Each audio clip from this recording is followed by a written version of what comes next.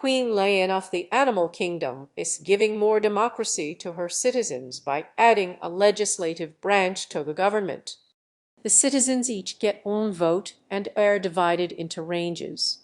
Each range will elect one representative to send to the newly created Jungle Council. To best understand how the system works, let's take a look at a small colony where there are just two political parties, the buffalo and jackalope. This colony is divided into 4 ranges. In the first election, jackalope candidates win 2 of them and buffalo candidates win the rest. All is well for several election cycles until the animal kingdom census taker comes around and shows that the population has both moved and grown. To better represent a larger population, a new seat is added to the Jungle Council, so the range's boundaries must be redrawn. This is where the trouble begins. Redrawing electoral boundaries is a huge political problem.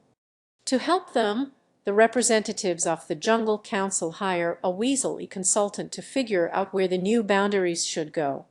If Weasel draws rectangular boundaries, everything will be okay because the Jungle Council will, as close as possible, reflect how the citizens vote.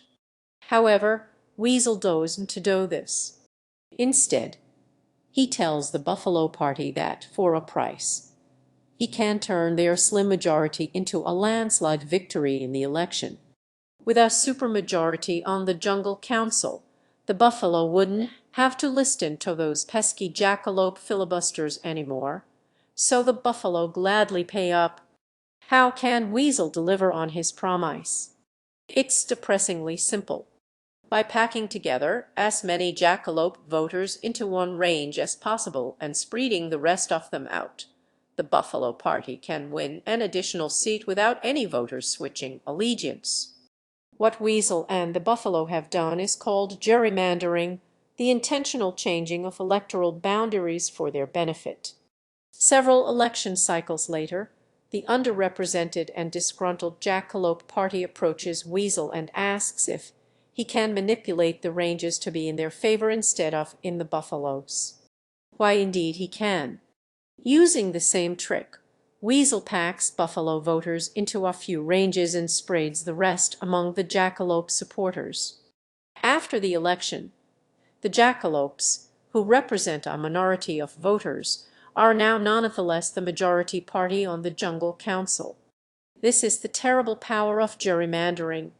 Weasel can take the exact same voters and get either party to win the election. Unsurprisingly, Weasel's business grows and eventually every colony in the animal kingdom pays him to gerrymander their ranges. With so many clients, Weasel now uses his computer to test hundreds of thousands of range combinations with elaborate statistical models of voter behavior to get the results he needs. Queen Lion has seen what Weasel is up to and banishes him from her kingdom. But the census taker reminds her that ranges still need to be redrawn as the population changes. So how is it going to be decided? Queen Lion suggests the obvious solution. A bipartisan committee must agree on all new range boundaries. This seems like a good idea. After all, if both parties have to agree on the ranges, then they must end up being fair to everyone. Then they're there. And being fair,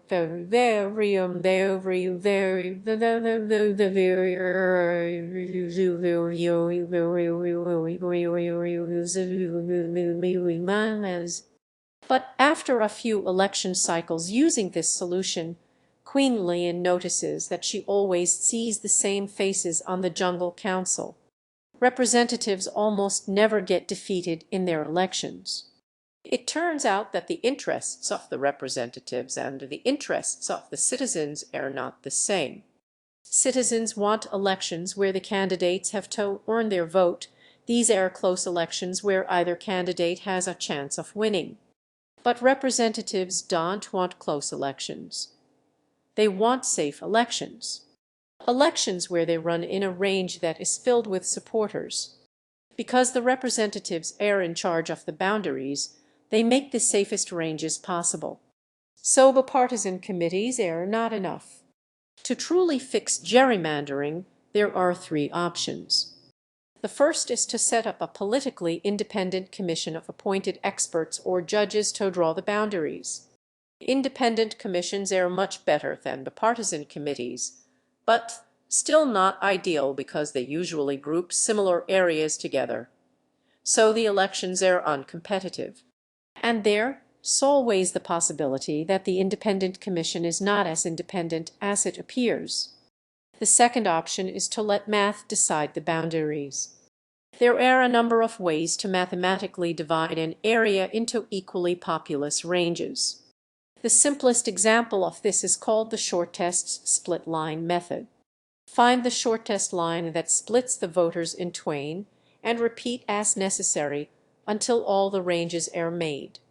This is much better than an independent commission, but it does have the problem of occasionally producing skewed election results just through the pure bad luck of where the boundaries are drawn. But by publishing the algorithm used, all citizens can check the results and be confident that there is no intentional BS in the system. The last solution is an unexpected one: hire back the weasel and embrace gerrymandering. But this time, pay him to make the winners most closely match the voters as a whole. While it seems unsavory, this is actually the best way to avoid disproportionate representation, which is by far the worst problem of gerrymandering. But considering these three solutions leaves Queenly and Grumpy. The first two are improvements, but still may result in uncompetitive elections or disproportionate results, while the third just feels wrong. Gerrymandering to avoid the problems of gerrymandering is odd. Remembering what she learned about voting before, she realizes that all this gerrymandering is really just a symptom of a more fundamental problem: the method by which each citizen gets only one vote and elects only one representative. There are ways to eliminate gerrymandering and restore competitive elections to make her citizens happy, but to do that, Queen Lion is going to have to make some big, fundamental changes to her democracy.